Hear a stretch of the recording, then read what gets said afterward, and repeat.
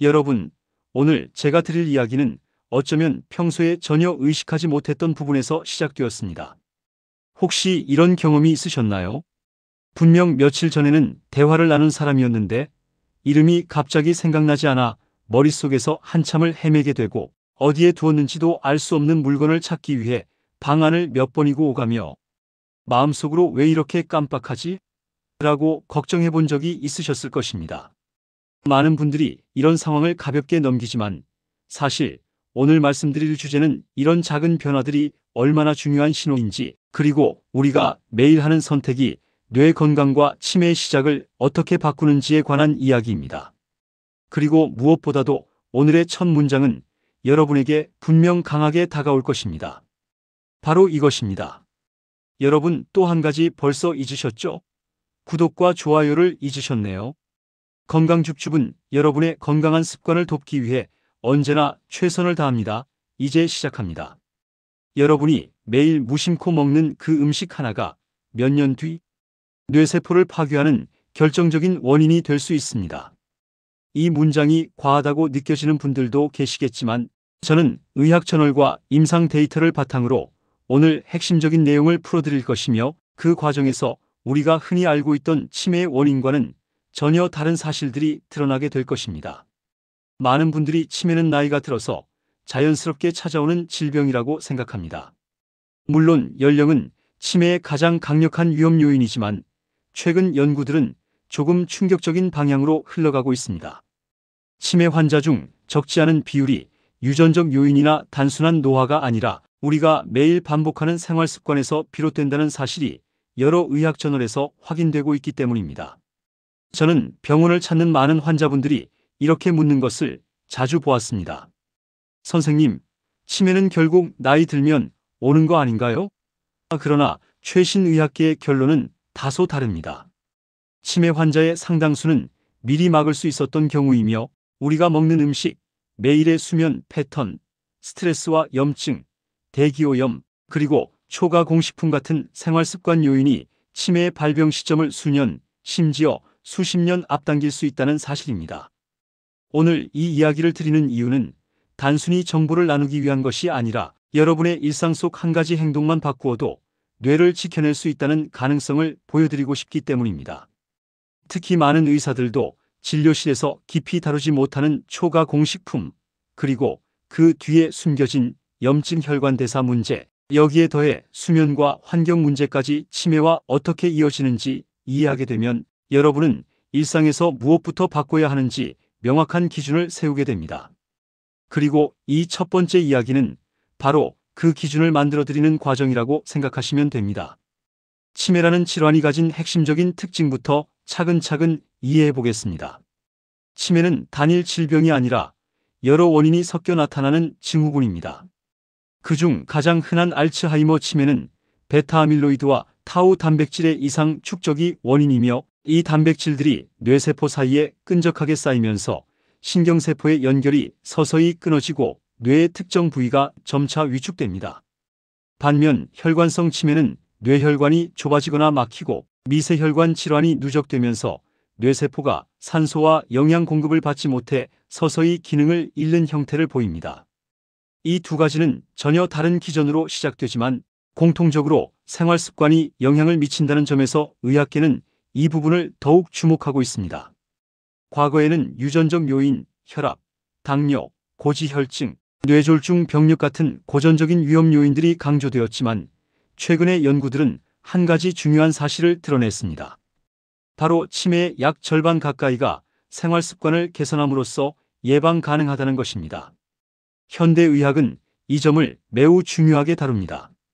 특히 2024년 발표된 여러 국제 보고서들은 치매 위험을 크게 증가시키는 요인으로 초가공식품, 수면장애, 사회적 고립, 대기오염, 청력 저하, 우울, 신체 활동 부족 등을 지목하고 있으며, 이 중에서도 초가공식품은 많은 분들이 전혀 의식하지 못하는 영역이라는 점에서 가장 주의 깊게 살펴보아야 하는 요인이 되었습니다. 그렇다면 왜 초가공식품이 치매와 연결되는 것일까요? 우리는 흔히 초가공식품을 편의성 때문에 선택합니다.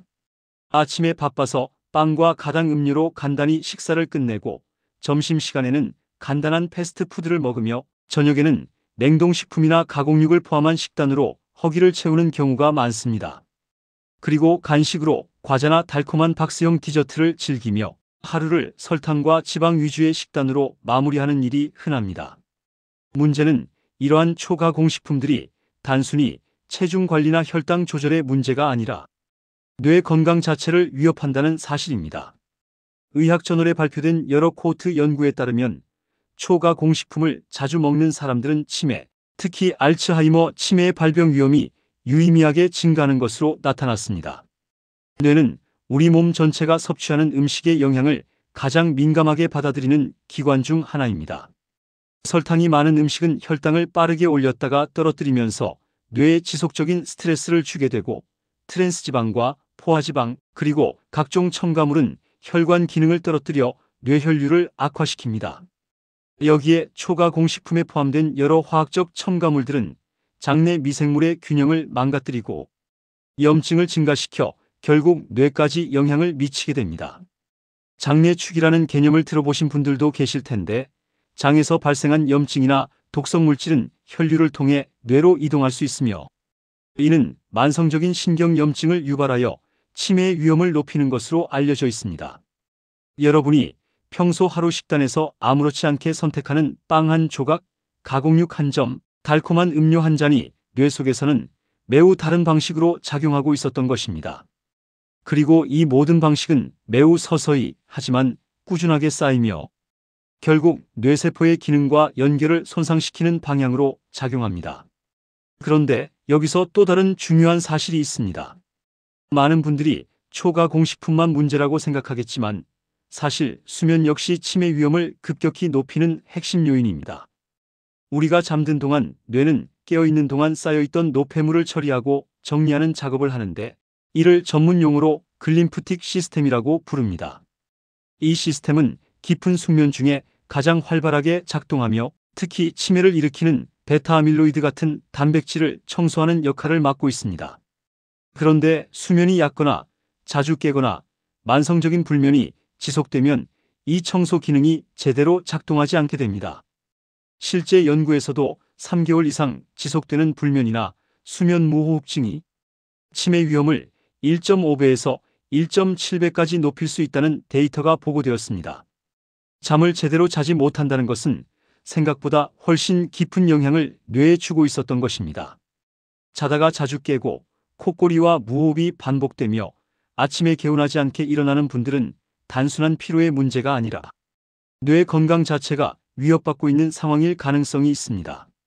하지만 이 부분은 잠시 후 더 깊이 다루게 될 것이기에 지금은 그 개념만 기억해 두시면 좋겠습니다.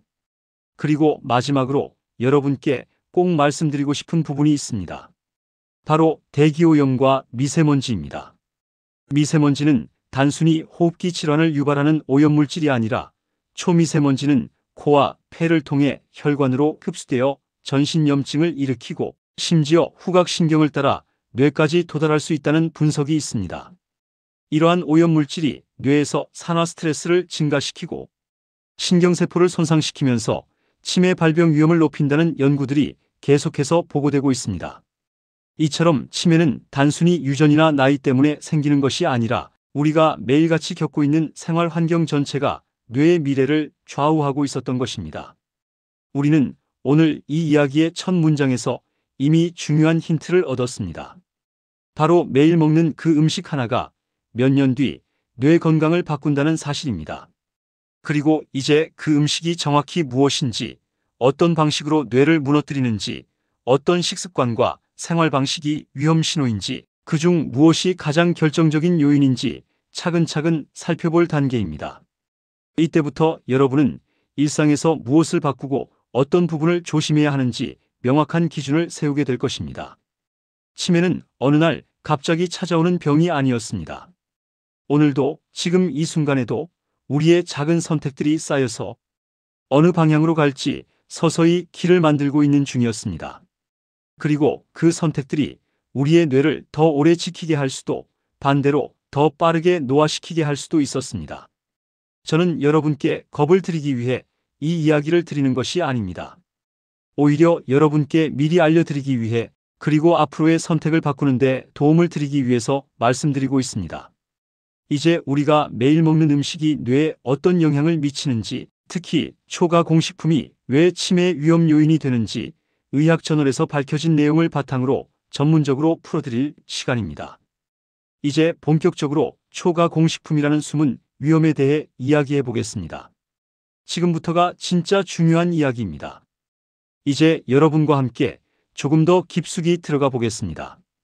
우리가 매일 먹는 음식 중에서 무엇이 뇌를 병들게 하는지, 그리고 그 중에서도 왜 초가공식품이 치매의 결정적 위험 요인으로 지목되고 있는지 의학적인 관점에서 하나씩 풀어보겠습니다. 많은 분들이 초가공식품이라는 단어를 들으면 막연히 몸에 좋지 않은 음식 정도로만 생각하시지만, 실제로 의학 저널들이 밝히고 있는 내용은 단순히 건강에 나쁘다는 수준을 넘어섭니다. 초가공식품이 인체에서 일으키는 변화는 단순한 체중 증가나 당뇨 위험 증가가 아니라 더욱 깊은 수준에서 뇌의 염증, 혈관 기능 대사, 기능신경 신호 전달 과정을 흔들어 놓는 방향으로 작용하고 있었습니다. 이런 변화를 우리는 일상 속에서 전혀 인식하지 못하고 있었을 뿐입니다. 초가공식품은 공장에서 여러 단계의 가공을 거치며 원재료가 가진 자연스러운 구조가 거의 사라지고, 대신 인공감미료, 안정제, 색소, 향미 증강제, 유화제, 방부제 같은 첨가물이 다량 포함되는 식품입니다. 이러한 첨가물과 가공 과정은 보관성과 맛, 편의성을 높이기 위한 것이지만 인체의 생리 기능과 장내 미생물 환경을 무너뜨리는 방향으로 작용하는 경우가 많습니다. 뇌는 장과 혈관, 면역계와 아주 긴밀하게 연결되어 있기 때문에 이런 변화를 단순한 식습관의 문제로 볼 수는 없습니다. 우선 초가공식품이 치매를 증가시키는 첫 번째 연결고리는 혈당과 인슐린 저항성입니다. 설탕이 많고 정제가 심한 탄수화물은 섭취 후 급격하게 혈당을 올리고 떨어뜨리는 과정을 반복하게 하며, 이 과정에서 인슐린의 과도한 분비가 지속됩니다. 인슐린 저항성이 생기면 뇌세포가 포도당을 효율적으로 이용하지 못하게 되고, 뇌 에너지 대사가 무너진 상태가 장기간 지속되면 기억과 학습을 담당하는 뇌 부위들이 점차 위축되기 시작합니다. 특히 해마라는 뇌 부위는 혈당 변동과 스트레스 호르몬에 매우 취약한 구조를 가지고 있어 음식 선택 하나가 이 부위를 공격하는 셈이 됩니다. 초가공식품이 치매를 일으키는 두 번째 경로는 혈관 기능의 악화입니다. 초가공식품에는 포화지방과 트랜스지방, 그리고 과도한 나트륨이 포함되어 있어 이러한 성분들이 오랜 기간 축적되면 혈관 내피세포의 기능이 떨어지고 혈관이 좁아지며 뇌혈류가 감소하게 됩니다. 뇌는 매우 많은 혈류를 필요로 하는 기관이기 때문에 단 몇 %만 혈류 공급이 줄어도 인지 기능이 빠르게 떨어질 수 있습니다. 이러한 뇌혈류 감소는 혈관성 치매의 직접적인 전조가 될 수 있으며, 실제로 초가공식품을 많이 먹는 사람들에게서 혈관성 병변이 더 많이 발견되었다는 연구들이 보고되고 있습니다. 세 번째 연결고리는 만성염증과 면역 반응의 변화입니다. 초가공식품을 지속적으로 섭취할 경우 인체의 전반적인 염증 수치가 높아지는 현상이 관찰되는데, 이를 만성 저등급 염증이라고 부릅니다. 이러한 염증은 뇌에서도 미세아교세포라는 면역세포를 지속적으로 자극하게 되고 결국 신경세포 간 연결을 끊어버리는 방향으로 작용하게 됩니다. 쉽게 말해 뇌가 스스로를 공격하는 상태가 만들어지는 것입니다. 뇌의 염증은 시간이 지날수록 신경세포의 소실과 신경망의 붕괴로 이어지며, 이는 알츠하이머 치매의 핵심적인 기전과 직결됩니다. 이러한 염증 반응은 장내 미생물과도 강하게 연결되어 있습니다. 네 번째 연결고리는 바로 장뇌축입니다. 초가공식품에 포함된 각종 첨가물과 인공성분은 장내 미생물의 다양성을 감소시키고 유익균을 줄이며 유해균을 증가시키는 방향으로 작용합니다. 장내 미생물의 균형이 무너지면 장 점막의 투과성도 증가하게 되며, 이를 흔히 장누수 상태로 표현하기도 합니다. 장 점막이 약해지면 염증을 유발하는 물질들이 혈류로 더 쉽게 들어가고, 이 물질들이 결국 뇌로 전달되어 신경염증을 유발합니다. 장내 미생물 변화가 뇌에 영향을 미친다는 사실은 수많은 연구를 통해 밝혀졌으며, 초가공식품이 이 장내 환경을 매우 빠르게 악화시키는 음식이라는 점이 치매 위험 증가의 중요한 핵심이 됩니다. 또 한 가지 중요한 점은 초가공식품이 우리의 식습관 전체를 무너뜨린다는 것입니다. 초가공식품은 높은 칼로리에 비해 영양 밀도가 낮아 배는 금방 고파지고 다시 높은 칼로리 음식을 찾게 됩니다. 이렇게 혈당이 불안정한 상태가 반복되면 뇌는 스트레스에 계속 노출되고 결국 인지 기능이 점차 저하되는 방향으로 진행됩니다. 이러한 현상은 겉으로 보기에 별다른 증상이 없다 하더라도 뇌 속에서는 매우 조용하게 그러나 지속적으로 진행되고 있는 문제입니다. 실제 의학 저널에서는 초가공식품을 많이 섭취하는 사람과 적게 섭취하는 사람의 뇌 MRI를 비교했을 때 기억을 담당하는 해마 부위의 위축 정도가 확연히 다르다는 내용을 보고한 바 있습니다. 해마의 위축은 치매의 초기 단계에서 가장 먼저 보이는 변화이며 이 변화가 장기간 누적되면 결국 치매로 이어지는 길이 만들어집니다. 그러면 많은 분들이 이런 질문을 하게 됩니다. 그럼 초가공식품을 얼마나 줄여야 하나요? 의학 연구에서는 초가공식품 섭취 비중을 단 10%만 줄여도 치매 위험이 눈에 띄게 낮아질 가능성이 있다고 보고하고 있습니다. 즉 하루 3끼 중 1끼를 자연식으로 바꾸고 간식 한 번을 건강한 선택으로 바꾸는 것만으로도 뇌에 가는 부담을 크게 줄일 수 있다는 의미입니다. 초가공식품이 가득한 식단을 실제 예시로 들어보겠습니다. 아침에 단맛이 강한 빵과 설탕이 들어간 커피, 점심에는 튀김류가 포함된 패스트푸드, 저녁에는 냉동식품과 가공육으로 구성된 간단한 식사, 그리고 틈날 때마다 먹는 과자와 단 음료. 많은 분들이 일상에서 이런 식단을 크게 문제 삼지 않고 반복합니다. 그런데 이런 식습관이 일주일에 몇 번 반복되면 혈당과 염증, 혈관 기능은 지속적인 손상을 받게 되고 결국 뇌가 가장 큰 타격을 받게 됩니다. 이 모든 과정은 시간이 지나야 겉으로 드러나기 때문에 우리가 문제를 늦게 깨닫게 되는 것입니다. 그러면 이쯤에서 생각해야 할 중요한 부분이 있습니다. 초가공식품을 당장 완전히 끊는 것은 쉽지 않습니다. 하지만 식습관의 방향을 조금만 바꿔도 뇌 건강은 빠르게 회복할 수 있습니다. 흰빵 대신 통곡물빵, 가공육 대신 생선이나 콩류, 과자 대신 견과류와 채소, 달콤한 음료 대신 물이나 무가당 차를 선택하는 것만으로도 충분히 변화가 시작됩니다.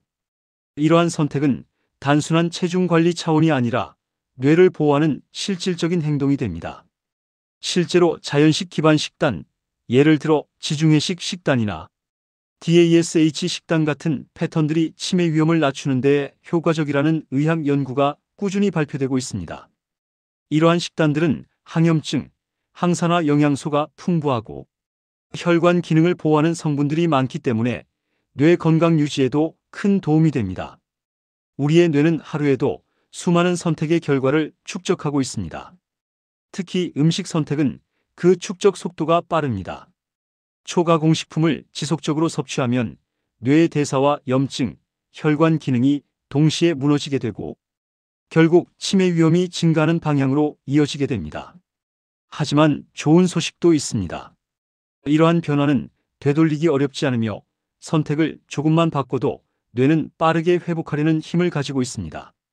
지금 여러분이 어떤 음식을 매일 먹고 있는지, 어떤 식습관이 반복되고 있는지 돌아보는 것이 중요합니다. 초가공식품은 단순히 편한 음식이 아니라 뇌의 미래를 결정짓는 중요한 요인이었습니다. 그리고 이 초가공식품 이야기는 뇌 건강을 바라보는 새로운 관점을 열어주며 우리가 매일 무엇을 먹는지가 결국 뇌세포를 지키느냐 잃느냐를 결정하는 중요한 분기점이 됩니다. 이제 음식의 이야기를 충분히 살펴보았다면 여러분의 뇌를 조용히 공격하는 또 다른 요인에 대해 알아볼 필요가 있습니다. 바로 우리가 매일 겪고 있는 밤의 습관, 즉 수면입니다. 초가공식품이 뇌를 공격하는 방식이 눈에 보이는 변화라면 수면은 눈에 보이지 않지만 뇌에 훨씬 깊숙한 영향을 주는 요인입니다. 지금부터는 수면이 어떻게 뇌의 청소 시스템을 방해하고 왜 불면과 수면 무호흡증이 치매 위험을 높이는지, 그리고 우리가 밤마다 어떤 습관을 가지고 있는지가 뇌 건강의 방향을 어디로 돌려놓는지 이어서 설명드리겠습니다. 지금부터는 여러분의 뇌를 조용히 공격하고 있었던 또 하나의 요인, 바로 수면과 환경에 대한 이야기를 이어서 하겠습니다. 초가 공식품이 눈에 보이는 방식으로 우리의 식습관을 무너뜨리며 뇌에 부담을 주는 요소라면 수면은 눈에 보이지 않지만 훨씬 깊은 층에서 뇌를 혼란스럽게 만드는 요인입니다. 많은 분들이 불면이나 가벼운 수면장애는 단지 잠을 잘 못 자는 문제 정도로만 생각하시지만 의학적으로 수면은 뇌세포의 생존과 회복에 직접적인 영향을 주는 중요한 생리 과정입니다. 뇌는 우리가 잠들어 있는 동안 깨어 있을 때보다 훨씬 활발하게 움직이고 있으며 특히 깊은 수면 단계에서 베타아밀로이드 같은 노폐물을 제거하는 작업을 집중적으로 수행합니다. 이 시스템을 우리는 글림프틱 시스템이라고 부릅니다. 낮 동안에는 뇌세포들이 서로 신호를 주고받으며 많은 대사작용이 일어나기 때문에 노폐물이 자연스럽게 쌓이게 되지만 수면 중에는 뇌세포 사이의 공간이 넓어지며 노폐물을 효과적으로 청소하는 과정이 이루어집니다. 그런데 만약 우리가 잠들지 못하거나 잠이 얕아 쉽게 깨고 수면 무호흡으로 인해 잠이 끊겨버린다면 이 청소 과정이 불완전하게 진행되고 뇌 속에는 점차 쌓여서는 안 되는 단백질과 노폐물이 남아있게 됩니다. 이런 상태가 반복되면 기억을 담당하는 해마와 전두엽이 먼저 영향을 받게 되고 시간이 지나면서 인지 기능에 저하는 눈에 띄지 않는 방식으로 진행되다가 어느 순간 일상 속에서 혼란을 겪기 시작하게 됩니다. 의학 연구들에서는 만성적인 불면이나 수면 무호흡증이 치매 발병 위험을 1.5배에서 1.7배까지 높일 수 있다고 보고하고 있으며 특히 수면 무호흡증은 산소 공급을 반복적으로 방해하기 때문에 뇌혈류의 안정성을 크게 떨어뜨려 치매뿐만 아니라 심혈관 질환의 위험까지 함께 높이는 요인입니다. 여러분이 혹시 자면서 반복적으로 깨거나 아침에 일어났을 때 개운하지 않거나 낮에 지나치게 졸음이 느껴진다면 이 부분은 심각하게 생각해야 할 필요가 있습니다. 이러한 변화는 단순히 잠을 못 잤다로 설명할 수 있는 문제가 아니라 뇌 건강 자체가 위험해지고 있다는 신호일 수 있기 때문입니다. 그리고 수면만큼이나 중요한 또 하나의 요인은 대기오염과 미세먼지입니다. 많은 분들이 미세먼지는 호흡기에만 영향을 준다고 생각하지만 의학 연구들에서는 미세먼지가 폐뿐 아니라 혈류와 신경을 통해 뇌로 이동할 수 있다는 사실을 지속적으로 보고하고 있습니다. 특히 PM2.5와 같은 초미세먼지는 코 점막과 폐포를 통해 혈관으로 흡수될 수 있고 일부는 후각신경을 따라 직접적으로 뇌로 이동하여 염증 반응을 일으킬 수 있는 것으로 알려져 있습니다. 이러한 염증은 뇌세포를 서서히 손상시키며 특히 알츠하이머 치매 발병 과정과 깊게 관련된 변화를 촉진합니다. 실제로 대기오염이 심한 지역에 사는 사람들에게서 치매 위험이 더 높게 나타난다는 코호트 연구들이 많이 발표되고 있으며 장기간 오염물질에 노출될수록 신경계 질환의 발생률이 증가하는 경향이 관찰되고 있습니다. 대기오염은 우리가 선택할 수 없는 환경 요인이라고 생각하기 쉽지만 사실 일상에서 어느 정도 조절 가능한 부분들이 있습니다. 예를 들어 미세먼지 농도가 높은 날에는 야외 활동 시간을 줄이고 창문을 여닫는 시간을 조절하며 실내 공기질을 관리하고 외출 시 KF 등급의 마스크를 적절히 활용하는 등의 실천만으로도 몸에 들어오는 오염물질의 양을 크게 줄일 수 있습니다. 이러한 작은 선택이 장기적으로 뇌 건강에 영향을 줄 수 있다는 점을 많은 연구들이 강조하고 있습니다. 그런데 뇌 건강에 영향을 미치는 생활습관 요인은 여기서 끝이 아닙니다. 사회적 고립과 우울, 운동 부족, 청력 저하 같은 요인들도 치매 위험을 크게 높입니다. 특히 사회적 고립은 단순히 사람을 덜 만나는 정도의 문제가 아니라 뇌가 외부 자극을 적게 받게 되면서 신경망이 점차 약해지는 결과를 초래할 수 있습니다. 사람과의 대화, 사회적 상호작용, 감정 교류는 뇌를 가장 적극적으로 자극하는 활동입니다. 이 활동이 줄어들면 뇌는 기능을 유지하기 위한 동기를 점차 잃어버리고 그 결과 인지 기능의 저하가 빠르게 진행될 수 있습니다. 우울 역시 치매의 주요 위험 요인 중 하나로 꼽히고 있습니다. 우울 상태에서는 스트레스 호르몬이 높은 수준으로 유지되며 이것이 해마와 전전두엽 같은 뇌 부위를 직접적으로 손상시키게 됩니다. 이 과정은 서서히 진행되기 때문에 많은 분들이 우울과 치매를 별개의 문제로 생각하지만 실제로는 깊게 연관되어 있습니다. 여기에 운동 부족이 더해지면 문제가 더 커집니다. 신체 활동은 뇌 혈류를 증가시키고 BDNF라는 뇌 성장 인자를 증가시켜 신경세포의 생존과 연결을 강화하는 역할을 합니다. 운동이 부족한 일상은 뇌를 자극하지 못하게 만들고 결국 치매 위험을 높이는 방향으로 작용하게 됩니다. 또한 청력 저하도 치매 위험과 강하게 연관되어 있다는 사실이 최근에서야 널리 알려지고 있습니다. 청력이 떨어지면 대화에서 필요한 에너지를 뇌가 더 많이 사용하게 되고 청각 자극의 감소는 뇌의 여러 부위를 비활성화시키는 결과를 초래합니다. 실제로 보청기를 적절히 사용하면 치매 위험이 낮아질 수 있다는 연구들도 발표되고 있습니다. 이처럼 치매는 어떤 단 하나의 원인으로만 발생하는 질환이 아니라 우리의 식습관, 수면 습관, 환경, 감정, 사회적 관계, 신체 활동 등 여러 요인들이 오랜 기간 누적되며 만들어지는 결과입니다. 따라서 뇌를 건강하게 지키기 위해서는 일상의 작은 요소들을 지혜롭게 선택할 필요가 있습니다. 이제까지 말씀드린 내용을 바탕으로 여러분께서 오늘 하루부터 바로 실천할 수 있는 뇌를 지키는 루틴을 정리해 드리겠습니다. 아침에는 설탕이 많은 시리얼이나 가공 빵 대신 통곡물과 단백질이 포함된 식사를 선택해 보시기 바랍니다. 물이나 따뜻한 차로 하루를 시작하시고 가능한 한 초가공식품 대신 자연식에 가까운 식단을 선택하려는 노력을 조금씩만 더해보시면 됩니다. 낮에는 20분에서 30분 정도 걷는 가벼운 활동이라도 꾸준히 유지하시고 미세먼지가 높은 날에는 실내에서의 움직임을 늘리며 공기청정기를 활용하시면 좋습니다.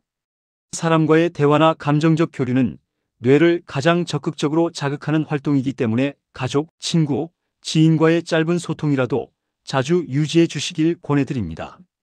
저녁에는 수면을 방해하는 카페인과 알코올 섭취를 조절하고 스마트폰과 TV 화면에서 나오는 강한 빛을 줄여 뇌가 잠들 준비를 할 수 있도록 환경을 정리하는 것이 좋습니다. 자기 전에는 가벼운 스트레칭이나 심호흡을 통해 몸과 마음을 안정시키시고 일관된 취침 시간을 유지하는 것이 뇌 건강에 큰 도움이 됩니다. 하루 중 틈틈이 책을 읽거나 간단한 퍼즐이나 게임처럼 뇌를 자극할 수 있는 활동을 하시는 것도 좋습니다. 중요한 것은 완벽함이 아니라 꾸준함입니다. 이러한 작은 선택들이 쌓여서 여러분의 뇌를 건강하게 지키고 치매의 위험을 낮추는 방향으로 인도할 수 있습니다. 오늘 제가 말씀드린 내용들은 단지 이론적 정보가 아니라 모두 실제 연구와 의학 저널을 바탕으로 한 사실들입니다. 치매는 결코 피할 수 없는 운명이 아니며 우리가 매일 어떤 음식을 먹고 어떻게 잠을 자고 어떤 환경에서 생활하며 사람들과 어떤 관계를 유지하는지가 우리의 뇌 건강을 결정짓는 중요한 요소가 됩니다. 마지막으로 여러분께 꼭 드리고 싶은 말이 있습니다. 치매는 어느 날 갑자기 나타나는 병이 아니었습니다. 오늘의 선택, 그리고 내일의 습관이 수십 년 뒤에 뇌 건강을 만드는 것입니다. 초가공식품을 줄이고 수면을 지키고 환경을 조금 더 의식하며 사회적 관계를 유지하고 몸을 움직이는 활동을 조금씩이라도 이어가신다면 뇌는 분명히 더 오래, 더 건강하게 버틸 수 있습니다. 여러분의 뇌는 여러분이 생각하는 것보다 훨씬 강하고 동시에 훨씬 섬세합니다. 그리고 무엇보다 여러분이 어떤 선택을 하느냐에 따라 뇌는 항상 더 나은 방향으로 변화할 수 있다는 점을 기억해 주셨으면 합니다. 앞으로도 제가 여러분께 의학 저널과 임상 연구를 바탕으로 한 정확한 내용을 이해하기 쉬운 언어로 그리고 여러분의 일상에 바로 적용할 수 있는 방식으로 계속 전해드리겠습니다. 구독과 좋아요 눌러주시면 더 좋은 정보와 상식 이야기로 다가가겠습니다. 오늘의 이야기가 여러분의 뇌를 지키는 데 의미 있는 출발점이 되기를 바랍니다.